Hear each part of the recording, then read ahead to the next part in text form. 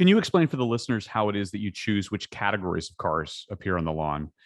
How many you have each year, and maybe the unique criterion for not having been displayed before? Doesn't that make the vetting process even more difficult?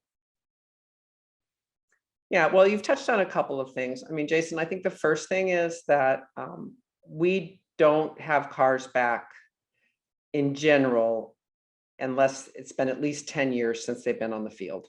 So we don't want to show the same cars over and over again, and to give more people an opportunity to show their car. There's a few exceptions to that. You know, this year we have a class celebrating the 100 years of Le Mans. So there might be cars in that class that may have been here 8 years ago, but we make exceptions for that to, put a great class of cars together that really celebrate Le Mans.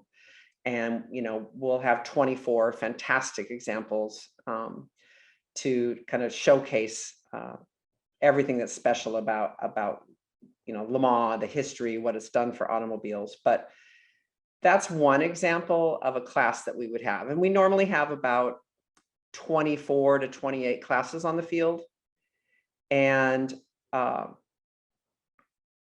we like to celebrate the entire history of the automobile. So of course we have the early cars, antique cars, all the way up to in the Le Mans class this year, we have, some cars that were just created in the last year. And then there's normal classes like Duesenberg, American Classics, Ferrari, competition, pre and post-war sports that happen every year. And then as we have anniversaries, we celebrate those. And then also people come to us and say,